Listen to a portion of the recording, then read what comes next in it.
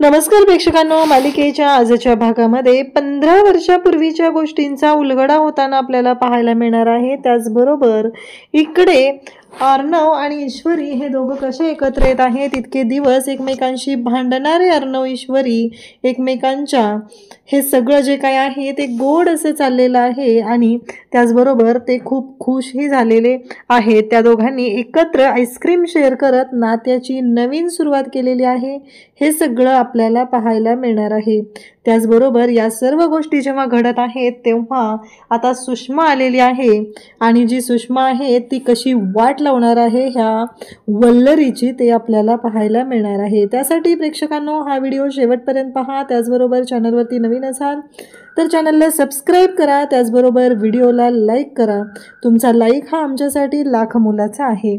तर वल्लरीला आता टेन्शन आलेलं आहे, वल्लरी विचार करत बसलेली आहे। वल्लरी म्हणते की काहीही झालं तरीही या सगळ्या गोष्टी ज्या आहेत त्या मला सांभाळून घ्याव्या लागणार आहेत।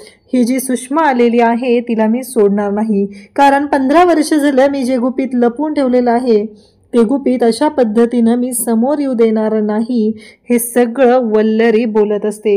वल्लरीला खरं तर स्वतःचाच खूप राग आलेला होता, कारण ही सुषमा परत कशी आलेली आहे आणि वल्लरीने आजपर्यंत ज्या गोष्टी केलेल्या होत्या त्या गोष्टी अशा होत्या त्या म्हणजेच की काहीही झालं तरीही तिने त्या गोष्टी लपवून ठेवलेल्या होत्या, त्या गोष्टी कोणाकडेही गेलेल्या नव्हत्या, कोणाला माहितीही नव्हत्या।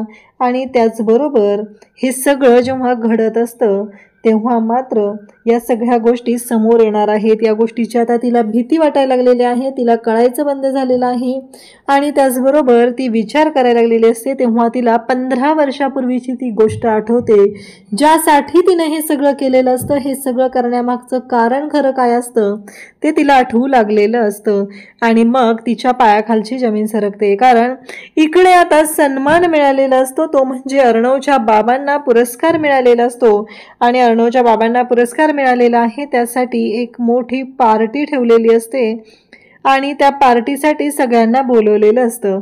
मग आजी, अविनाश आणि वल्लरी तिघही तिथं पार्टीसाठी गेलेले असतात आणि वल्लरी जी आहे तिची हाव काय कमी होत नसते। तिला प्रत्येक वेळेसच असं वाटत असतं की आपल्याला काही ना काही मिळालं पाहिजे, आपण गरीब आहोत, ही एवढी श्रीमंत आहे तर हिच्या कुठल्या तरी गोष्टीवर आपण डल्ला मारला तर काय फरक पडणार आहे, असं वल्लरीला वाटत असतं। म्हणून वल्लरी जी आहे ती प्रत्येक वेळेस इकडे सात्विकाकडे गेल्यानंतर तिच्या वस्तू चोरण्याचं काम करत असते, दागिनेही चोरत असते। मग तेव्हा तिथे लगेचच वल्लरी विचारते की तुम्हाला हिऱ्यांचं पदक पण मिळालंय ना, ते पदक कुठं आहे असं ती विचारू लागते। तेव्हा अर्णवचे बाबा सांगतात की हो, ते तिथं ठेवलेलं आहे। मग ते पदक बघण्यासाठी वल्लरी तिथं जाते। त्याचबरोबर इकडे अंजली आणि अर्णव दोघंही धावत आलेले असतात आणि आल्या आल्या आजीला मामाला मिठी मारतात। इकडे वल्लरी मात्र गुंतलेली असते आणि ती एकाच गोष्टीसाठी असते, ती म्हणजे तिला काहीही झालं तरीही ते पदक हवं आहे आणि त्यासाठी तिने हा सगळा कांगावा केलेला असतो। ती विचार करते, ती पदक पाहते आणि म्हणू लागते की हे जर पदक मी घेतलं तर, म्हणजे हे जर पदक माझ्या ताब्यात आलं तर किती चांगलं होईल ना, असं तिच्या डोक्यात सुरू झालेलं असतं। कितीतरी पैसे मिळतील ना मला हे पदक विकून, हे सगळं चालू झालेलं असतं। त्यासोबतच इकडे आपल्याला पाहायला मिळतं की जेव्हा या सर्व गोष्टी घडत असतात तेव्हा मात्र इकडे वल्लरी आता ते पदक पाहते आणि ती फक्त एकच विचार करू लागते की हे पदक विकलं तर मला चांगलाच फायदा होणार आहे आणि त्याचबरोबर हे पदक विकण्यासाठी तिची आता धावपळ सुरू झालेली असते। तिला ते पदक विकायचं आहे आणि त्यातून पैसा मिळवायचा आहे, यासाठी तिचं सगळं चाललेलं असतं। त्याचवेळी सात्विकाही तयार होऊन आलेली असते। मग बरं झालं अविनाश तू आला, असं ती म्हणत असते खरंच। आणि इकडे अविनाश मात्र म्हणत असतो की खरंच भाऊजींचं कौतुक करावं तेवढं थोडं आहे, कारण प्रामाणिकपणे नोकरी करून, प्रामाणिकपणे बिझनेस करूनही एवढं मोठं होता येतं हे तुमच्याकडे पाहूनच कळत आहे, फक्त तुम्हीच हे करू शकता, हे सगळं मामा बोलत असतो। कारण मामाला माहिती असतं की त्यांनी कष्टाने हे सगळं उभं केलेलं आहे, एवढ्या मोठ्या कष्टामुळे हे सगळं झालेलं आहे, हे मामाचं बोलणं असतं। मग आजी म्हणत असते की खरंच कौतुक वाटतंय आणि सात्विकाला म्हणते की ती गोड दिसतेस तू। सात्विका पण छान दिसत असते, छान तयार झालेली असते आणि त्यासोबतच मामा तिथं बोलत असतात आणि त्यासोबतच मग सात्विका म्हणते की वल्लरी कुठं आहे, आपल्या सगळ्यांचा फोटो घ्यायचा आहे। इकडे वल्लरीनं मात्र ते पदक चोरलेलं असतं आणि आता फोटो काढायला ती आलेली असते। आता मग सगळेजण तिथं असतात, आजी सगळेजण कौतुक करत असतात, कारण अर्णवच्या बाबांनी हे सगळं जे मिळालेलं आहे, हा समाजभूषण त्यांना पुरस्कार मिळालेला आहे, तो फक्त त्यांच्या कर्तृत्वामुळे मिळालेला आहे. आणि ते खरंच खूप चांगले आहेत, खूप हुशार आहेत आणि त्यामुळंच या सर्व गोष्टी होऊ शकलेल्या असतात. आजी त्यांचं कौतुक करत असते, पण वल्लरीला मात्र काही करून आता चोराचोरी करायची असते, कारण वल्लरीची कंडिशन ही तेवढी चांगली नसते की तेवढे चांगले पैसे तिच्याकडे नसतात जेवढे सात्विकाकडे असतात. तेव्हा इकडे अर्णवचे बाबा सांगू शकतात की माझं आयुष्य म्हणजे सात्विक आहे आणि सात्विकाशिवाय माझं कोणतंही यश मी मिळवू शकत नाही. हे सगळं पॉसिबल आहे ते फक्त आणि फक्त सात्विकामुळे पॉसिबल झालेलं आहे. सात्विका माझ्या आयुष्यात असेल तरच हे सगळं घडू शकतं. हे सगळं आता बोललेली असते. त्यासोबतच इकडे पाहायला मिळतं की जेव्हा या सर्व गोष्टी घडलेल्या असतात तेव्हा मात्र इकडे पाहायला मिळतं की आता सात्विकाचे बाबा तिकडे वल्लरीचे बाबा अर्णवचे बाबा जे आहेत ते म्हणत असतात की चला आता सगळ्यांना मी पदक दाखवतो आणि मग ह्या बाकीच्या गोष्टींना आपण सुरुवात करूया, असं त्यांचं बोलणं चाललेलं असतं. आणि ते पदक घेण्यासाठी तिथे जातात आणि परत येतात. त्यांना कळतं की ते पदक तिथून गायब झालेलं आहे. आता हे पदक कुठं गेलं हा मोठा प्रश्न असतो, पण ते शांत राहतात, कारण त्यांच्यासारखा माणूस नाहीये, शांत समजदार असा तो माणूस असतो. आणि मग पदक गायब झालेलं असतं.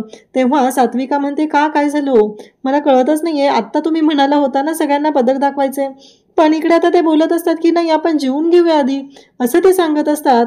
आणि तेव्हा मात्र इकडे सात्विका म्हणते की नाही थांबा मी आले आणि आधी पदकच दाखवायचं आहे असं सात्विकाने ठरवलेलं असतं. आणि सात्विका मग पदक बघण्यासाठी जाते. त्यावेळेस तिला त्या बॉक्समध्ये पदक दिसत नाही. मग ती म्हणते की आत्ता काही वेळापूर्वी मी ते पदक पाहिलेलं होतं, एवढ्या कमी वेळामध्ये तिथं कोण आलेलं होतं, कोण गेलं होतं पदकाजवळ.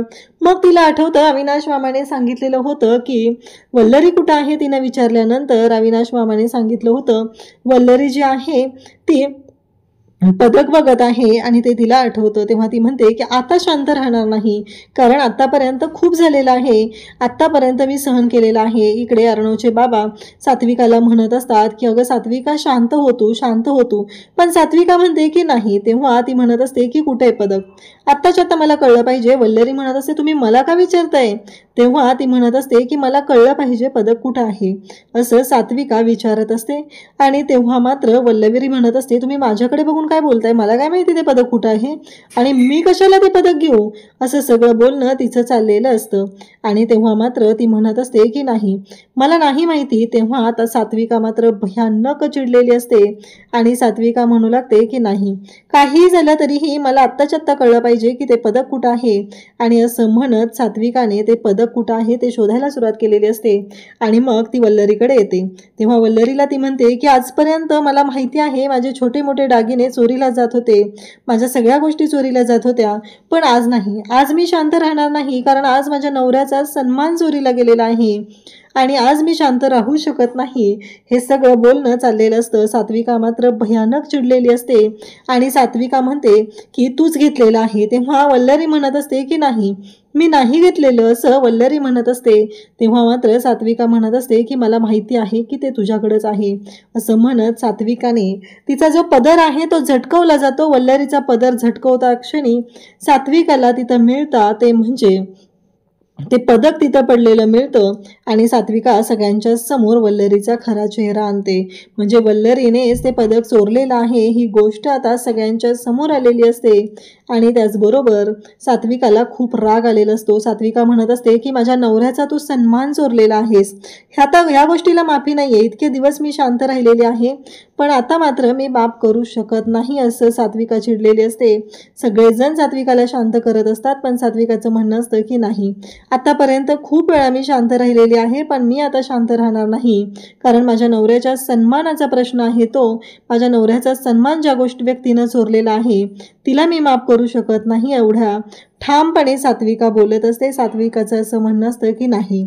आणि सात्विका सर्वांच्या समोर तिथं वल्लरीकडे येते. वल्लरी मात्र म्हणत असते की नाही मी काही केलेलं नाही, असं तिचं म्हणणं असतं. पण सात्विका समोर येते आणि वल्लरीच्या खानदिशी कानाखाली लगावते.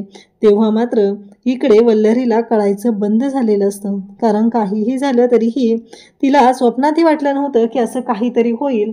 पण खरं तर वल्लरी जी आहे तिच्यासाठी एवढं करणं गरजेचंच होतं, कारण आजपर्यंत तिने जो काही माज केलेला असतो तो काही कमी नसतो, त्यामुळं तेवढी कानाखाली तर तिच्या बसलीच पाहिजे होती. पण इकडे सगळेजण पाहत राहतात आणि आता मात्र वल्लरीला खूप राग आलेला असतो.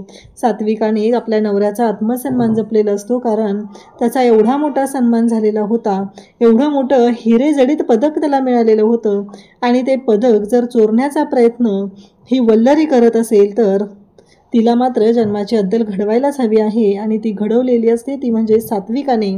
आणि सात्विकाने एकच ठरवलेलं असतं की नाही, आता मी शांत राहणार नाही, एवढ्या स्पष्टपणे सात्विकाने सांगितलेलं असतं. आणि सात्विका तिथं बोलत असते, ती म्हणत असते की बाद झालं, आत्तापर्यंत मी प्रत्येक वेळेस गप्प बसले होते, पण आता नाही, कारण माझं आयुष्य सुरू होतं ते माझ्या नवऱ्यापासून, आणि ते येऊन थांबतं तेही माझ्या नवऱ्याच्या समोरच, जवळच, कारण माझं आयुष्य हे तेवढंच आहे. आणि सात्विकाने मात्र सनसनीत अशी कानाखाली लगावलेली असते, आणि त्याचबरोबर वल्लरीला चांगलीच अद्दल घडवलेली असते. वल्लरीला कळायचं बंद झालेलं असतं, आणि सात्विका म्हणत असते की बाद झालं, आता ना सहन करणार नाही, कारण खूप झालेलं आहे, आतापर्यंत खूप वेळा सहन केलेला आहे, असं म्हणत तिने वल्लरीला तिथून हकललेलं असतं. आजी आणि मामा दोघंही काहीच बोलत नाहीत, कारण चूक वल्लरीची होती आणि पुराव्यानेशी सगळ्यांच्या समोर आलेलं असतं, कारण वल्लरीने पदरामध्ये लपवलेलं ते पदक सर्वांच्या समोरच तिच्या पदरातून खाली पडलेलं असतं, त्यामुळे आता कोणीच बोलू शकत नसतं, सगळ्यांना माहिती आहे. तेव्हा आजी म्हणते की वल्लरी, कसं आहे माहितीये का, आतापर्यंत आम्ही प्रत्येक वेळेस पाहिलेलं आहे, अविनाश मामाही तेच म्हणतात की आतापर्यंत प्रत्येक वेळेस त्याच गोष्टी तू केलेल्या आहेत, आणि आज हे करायला नको होतं, असं सगळ्यांचं म्हणणं असतं. अर्णव आणि अंजली दोघंही खूप लहान असतात, बिचाऱ्यांना कळतही नसतं. आणि त्याच वेळी आता इकडे सात्विका खूप चिडलेली असते, आणि मग इकडे अर्णवचे बाबा असतात, ते सात्विकाला शांत करतात, सात्विकाला म्हणतात की थोडं शांत हो. सात्विकाला ते शांत करत आहेत. पण आता एक गोष्ट मात्र घडत आहे, ती म्हणजे वल्लरीच्या पायाखालची जमीन सरकलेली आहे, कारण तिला ही गोष्ट सहन झालेली नसते की माझ्या कानाखाली मारलेलं आहे, मला कोणीतरी मारू शकतं, ही गोष्टच तिला सहन होत नसते. तिची खूप चिडचिड होत असते, आणि आता डोळ्यातून पाणी गळत असतं, आणि तशीच आता ती त्या कार्यक्रमाच्या हॉलमधून बाहेर पडलेली असते. इकडे सगळेजण आता जेवायला निघालेले असतात, आणि त्यासोबतच इकडे वल्लरी मात्र म्हणत असते की आता बदला घेणार, तुझ्या नवऱ्याबद्दल तुला खूप अभिमान वाटतो, त्याच्यावर तुझा खूप विश्वास आहे ना, आता तुझा नवराच उद्ध्वस्त करणार आहे, हे सगळं ती बोलत असते. आणि तेव्हा मात्र इकडे आता वल्लरीनं विडा उचललेला असतो, तो म्हणजे सात्विकाला उद्ध्वस्त करण्याचा. आता वल्लरीला ह्या सर्व गोष्टी आठवतात. वल्लरी म्हणते की 15 वर्षापूर्वी हे सगळं घडलेलं होतं, 15 वर्षापूर्वीच्या या गोष्टींमुळे हे सगळं झालेलं होतं, आता मात्र शांत राहायचं नाही, असं तिनं ठरवलेलं असतं, आणि त्यासाठी तिने ह्या सर्व गोष्टी करत असते. आता ती म्हणत असते की जर अंजली इकडे अर्णव आणि ईश्वरी येऊन जर मला उद्ध्वस्त करण्याचा विचार करणार असतील तर त्यांनाही मी उद्ध्वस्त करायला मागे पुढे पाहणार नाही, एवढं सगळं विचार तिच्या मनात चालू झालेले असतात. आणि त्याचबरोबर तिने म्हणत असते की काहीही झालं तरीही आता मी शांत राहणार नाही, हे तिने ठरवलेलं असतं. इकडे अर्णव आजीकडे येतो, आणि आजी येऊ का असं म्हणतो, तेव्हा आजी म्हणते ये रे अर्णव, काय झालं बाळा. तेव्हा अर्णव म्हणू लागतो की आजी, ईश्वरीच्या त्या मी सिंदूरच्या आईला भेटल्यापासून ना मला ना खूप वेगळं वाटत आहे.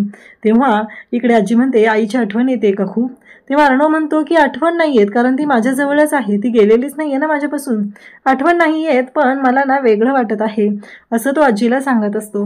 आजी म्हणत असते की चल माझ्याकडे ना तुझ्या आईचे खूप सारे फोटो आहेत, मी तुला ते फोटो दाखवते, असं म्हणत आजी इकडे अर्णवला आता घेऊन जाते, आणि मग तो अल्बम आहे फोटोंचा तो दाखवत असते. म्हणजे जे मशीन, ज्या मशीनवरती सात्विका बसून कपडे शिवायचे, तिचं ते काम होतं, ती काम करायची, म्हणजे आपला नवरा एवढा मोठा झालेला आहे तरी त्याच्यावर रुबाब न मारता सात्विका ही मनापासून काम करत होती. आणि सात्विका त्याचबरोबर लहानपणीचे अर्णव, अंजली हे सगळे फोटो तिथं असतात, आणि अर्णवला मात्र खूपच छान वाटत असतं. फायनली कुठंतरी नवीन सुरुवात होत असते. आणि आजी म्हणत असते की कसं आहे माहिती आहे का अर्णव, एक गोष्ट लक्षात ठेव. तेवढ्यात अविनाश मामा तिथं आलेले असतात, आणि तेही बोलत असतात. तेव्हा मामा म्हणत असतात की हे बघ बाळा, मी काय सांगतो लक्षात ठेव, काहीही झालं तरीही एक महत्त्वाची गोष्ट आहे, आणि ती म्हणजे पहिलं म्हणजे काय आहे माहिती आहे का, आपल्या हातात काहीही नसतं. आपल्या हातात काहीही नसतं, आपण काहीच करू शकत नाही. फक्त एक गोष्ट आपण करू शकतो आणि ती गोष्ट म्हणजेच की आपण सगळ्यांशी प्रेमाने वागू शकतो आणि चांगल्या आठवणी सोबत घेऊ शकतो. तेव्हा इकडे बोलत असतो तो म्हणजे अर्णव म्हणत असतो की काहीही झालं तरीही मला ना तो प्रसंग आठवतो आणि तो प्रसंग आठवला की मला त्रास होतो, असं अर्णवचं म्हणणं असतं. आजी म्हणते, अरे त्याच्यापेक्षा कितीतरी चांगल्या आठवणी पण आहेत ना सोबत, मग त्रास करून घ्यायची काय गरज आहे सांग बरं मला. फक्त तोच एक प्रसंग आहे का, त्यापेक्षा कितीतरी चांगल्या आठवणीही आपल्यासोबत आहेत आणि त्या चांगल्या आठवणींचं आपल्याला सोनं करायचं असतं आणि त्या आठवणी सोबत ठेवायच्या असतात. त्याचबरोबर त्याला आठवत असतं की अर्णव आणि ईश्वरी जेव्हा असेच फिरत फिरत गेलेले असतात, तेव्हा मात्र जेव्हा ते फिरत फिरत गेलेले होते तेव्हा एक गोष्ट घडलेली असते. ईश्वरी अर्णवला म्हणत असते की अर्णव सर, कसं आहे माहिती आहे का, आपण ना चांगल्या गोष्टी लक्षात ठेवायच्या आणि वाईट गोष्टी सोडून द्यायच्या. अर्णव म्हणतो, तुझ्याकडे तसला काय कॉक वगैरे की काय? तेव्हा ईश्वरी म्हणते, हो तुम्ही पण करा, काही नाही, अवघड नसते, काय सोपं असते.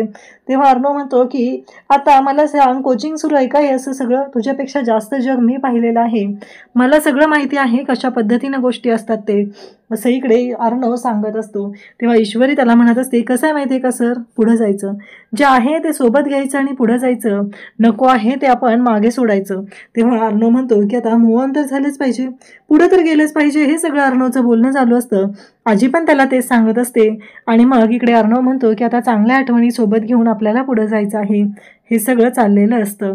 त्यासोबतच इकडे आजी आणि अर्णव बोलत असतात. त्याचबरोबर आजी समजवत असते, मामाही तेच समजवत असतो आणि अर्णवला सगळे हे तिथे समजून सांगत आहेत, त्याला खुश करत आहेत.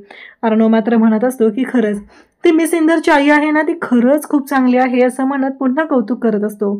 तेव्हा इकडे वल्लरीला आठवत असतं म्हणजे जे काय झालेलं आहे त्यापेक्षाही महत्त्वाची गोष्ट आहे आणि ती म्हणजे काहीही झालं तरीही आत्ता शांत राहायचं नाही, एवढंच तिने ठरवलेलं असतं. कारण अर्णवची आई जरी आलेली असली आणि कोणीही असलं तरीही अर्णवच्या बाबतीत जे घडलेलं आहे ते कोणालाही कळता कामा नये, एवढंच तिच्या डोक्यात चालू झालेलं असतं आणि तिचं म्हणणं असतं की मी आता शांत राहणार नाही. आणि मग ती म्हणत असते की ती सुषमा, कोणती सुषमा, मी काहीही तिचं करू शकत नाही, कारण ती माझं काहीही बिघडवू शकणार नाही, कारण मी वल्लरी आहे. वल्लरी एवढं सगळं जे कमावलेलं आहे ते काय असं सहजासहजी घालवण्यासाठी नाही, असं ती बोलत असते. आणि त्याचबरोबर तिचं असं म्हणणं असतं की काहीही झालं तरीही आता मात्र मी शांत राहणार नाही, असं ती बोलत असते. त्यासोबतच इकडे आपल्याला पाहायला मिळतं की उद्याच्या भागामध्ये अर्णव जो आहे तो ईश्वरीकडे आलेला आहे, म्हणजे ईश्वरीच्या आईने अर्णवला बोलावून घेतलेलं असतं. अर्णव तिथं आलेला असतो आणि ईश्वरी मात्र भयानक चिडलेली असते. ती म्हणत असते की तुम्ही ना प्रत्येक वेळेस माझ्या आयुष्यात यायचंच असतं का हो, तुम्हाला नाही जरा जास्तच घाई असते तुम्हाला, असं सगळं ती बोलत असते. तेव्हा मात्र अर्णवला कळत नाही. अर्णव नम्रताला विचारतो, हिला काय झालं, याची काय एवढी चिडचिड चाललेली आहे. तेव्हा अर्णव म्हणत असतो की vanilla ice cream with fresh mango हे कॉम्बिनेशनच खूप छान आहे, असं तो बोलत असतो. आणि ईश्वरीची मात्र इकडे चिडचिड चाललेली असते. ईश्वरी म्हणत असते की हे सगळं तुमच्यामुळे झालेलं आहे.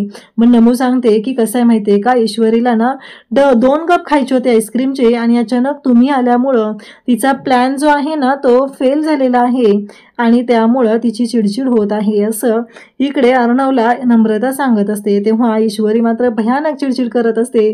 तिचं मात्र एवढंच चाललेलं असतं की नाही, काही झालं तरी हे तुमच्यामुळे झालेलं आहे आणि या सगळ्याला तुम्हीच जबाबदार आहात, असं ती बोलत असते.